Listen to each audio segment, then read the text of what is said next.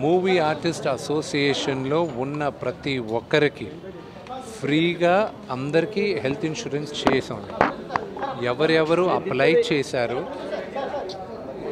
Apply చేశారో వాళ్ళందరికీ వాళ్ళకి నచ్చిన హాస్పిటల్లో వాళ్ళకి చికిత్స పొందుతున్నారు. కొన్ని కేసులు లేటుగా రావడం వల్ల వాళ్ళు అడిగినప్పటికీను మాదాల్ రవి గారు, శివబాలాజీ గారు రాత్రింబగలు కష్టపడి అందరికీ హెల్ప్ అందేటట్టు చూస్తున్నారు. సో ఎవరు మూవీ ఆర్టిస్ట్ మా కుటుంబంలో ఎవరికైనా సరే చికిత్స కావాలంటే అదే మా ఫస్ట్ ప్రయారిటీ. సో దానిపైన మేము చాలా జాగ్రత్తగా స్క్రీనింగ్ చేసినప్పుడు ఎవరికైనా ఏదైనా మేజర్ ప్రాబ్లం బయటపడితే దానికి వీళ్ళు ట్రీట్మెంట్ కూడా చేస్తారు. ఓన్లీ స్క్రీనింగ్ ఇక్కడ ట్రీట్మెంట్లు కొంతవరకు చేస్తారు. కొన్ని స్పెషలైజ్డ్ హాస్పిటల్స్ ఉంటాయి. చాలా పెద్ద హాస్పిటల్స్ కూడా మేము టైఅప్లు పెట్టుకోను 50% దాకా డిస్కౌంట్లు ఇప్పించాం. అండ్ హాస్పిటల్స్ అన్నీ కూడా చాలా మంచి పనులు చేస్తున్నాయి, గొప్ప పనులు చేస్తున్నాయి. ఏఐజీ దగ్గర నుంచి, మెడికవర్ దగ్గర నుంచి, కిమ్స్ దగ్గర నుంచి వీళ్ళందరూ they have come forward, they have helped us. And ఆ హెల్ప్ మేమందరం చాలా గ్రేట్ఫుల్గా ఫీల్ అవుతున్నాం. ఈరోజు లిటిల్ ఓవర్ 400 మెంబర్స్, 400 మంది కన్నా కొంత ఎక్కువ మంది చేయించుకున్నారు. నెక్స్ట్ నేను వీళ్ళని రిక్వెస్ట్ చేసింది కూడా ఏంటంటే ఫిల్మ్ జర్నలిస్ట్ అందరికి కూడా ఒక ఫ్రీ హెల్త్ క్యాంప్ వాళ్ళు చేయమని రిక్వెస్ట్ చేశాను. వాళ్ళు ఓకే అన్నారు.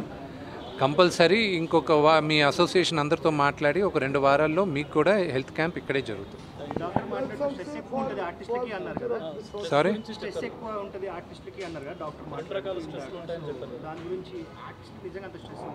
ఎందుకు ఉండదండి? ప్రతి ఫ్రైడే మా సినిమా రిలీజ్ అవుతుంటే మావన్నీ నోట్లోకి వచ్చేసి ఉంటాయి. సో ప్రొడ్యూసర్లకు ఉంటాయి, అందరికీ ఉంటాయి. ఇప్పుడు ఏ యాక్టర్కి గ్యారంటీగా పని దొరుకుతుంది 365 రోజులు అనేది కష్టం. అతి తక్కువ మందికి ఉంటుంది పని. సో ఈ సినిమాలో నా పాత్ర బ్రహ్మాండంగా ఉంటే వచ్చే సినిమాలో నన్ను గుర్తించి మిగతా వాళ్ళు నాకు అవకాశం ఇస్తారన్న ఆశ ప్రతి ఒక్కరికి ఉంటుంది. ఆ స్ట్రెస్ ఉంటుంది. Sorry,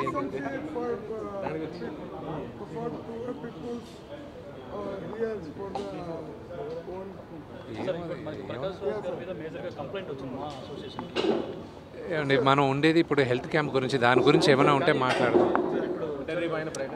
there is nothing I need to speak. దాని గురించి మాట్లాడేసాను.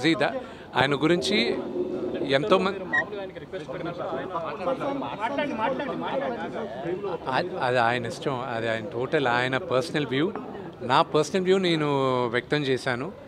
ఒక హిందూగా, ఒక తిరుపతిలో ఉన్న ఒక నివాసిగా దానికి కమ్యూనల్ కలర్ లేదని నాకు గర్వంగా చెప్పుకోగలను. సో అది కరెక్ట్ కాదు అని చెప్పాను, అంతేగాని దానిపైన ఆయన నేను చిన్నప్పటి నుంచి నాన్నగారి సినిమాలో ఆయన యాక్ట్ చేసినప్పటి నుంచి నేను చూసాను. నేను అంకుల్ అని సంబోధిస్తాను. ఆయన అంటే నాకు గౌరవం, అంతేగాని there is nothing controversial about it.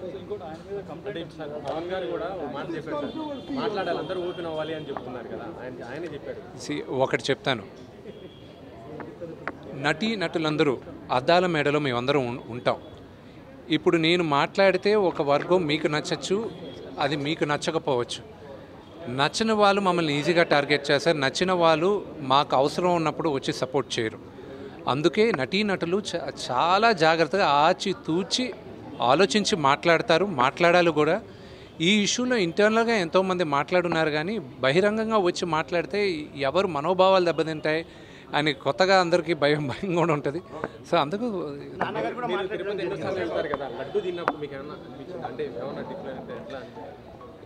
అండి దేవుడి పైన నమ్మకంతో విషం తాగినా కూడా అది అమృతంలాగే ఉంటుంది. ఆ నమ్మకం ఏ లెవెల్లో ఉందనేది మనకి.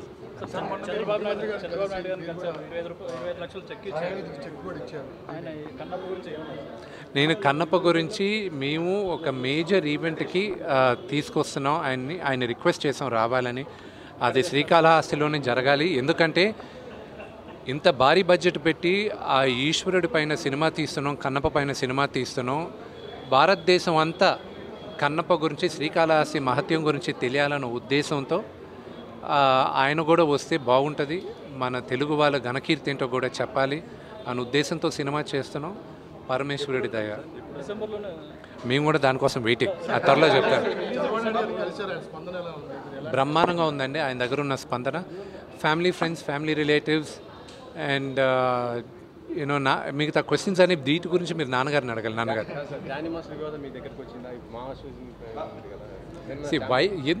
ఎందుకు నన్ను ఎందుకు కాంట్రవర్సీ చేస్తారు? దాని గురించి ఆల్రెడీ ఓవర్, దాని గురించి ఓవర్ కోర్టులో చేస్తున్నారు. అది పోస్ట్పోన్ అయిందండి.